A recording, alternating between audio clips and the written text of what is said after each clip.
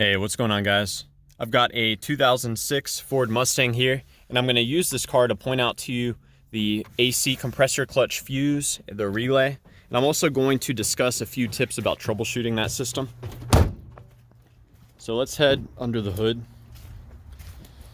This is where you'll find the AC compressor clutch relay, as well as two important fuses for the operation of that relay. So this right here, that's your AC relay. You can try tapping on it to see if it's stuck.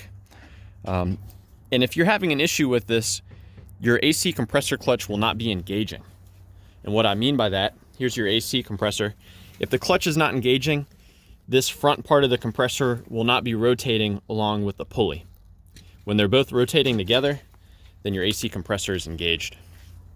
So if it's not engaged, you want to check it out. So first thing you can do is you can tap on this relay, or you can swap it with another known good relay.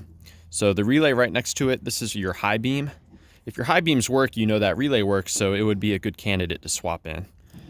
So let's go ahead and pull out this AC relay right there. And there are two fuses that send power to this relay. The main one, the important one, is going to be this one right here. So this 15 amp fuse right next to it, that provides power to the pin right here, and this only supplies power to the AC clutch. This other fuse right here, this 15 amp, this provides power to this pin. This relay, or this fuse, also provides power to a lot of other relays. So if this is blown, you'll have more going on than just your AC not working. Now, when the AC compressor clutch is turned on, it's actually done by the powertrain control module.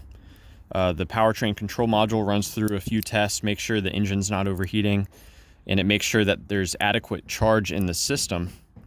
And if it determines that everything is okay, then what it does is it provides a ground to this pin right here.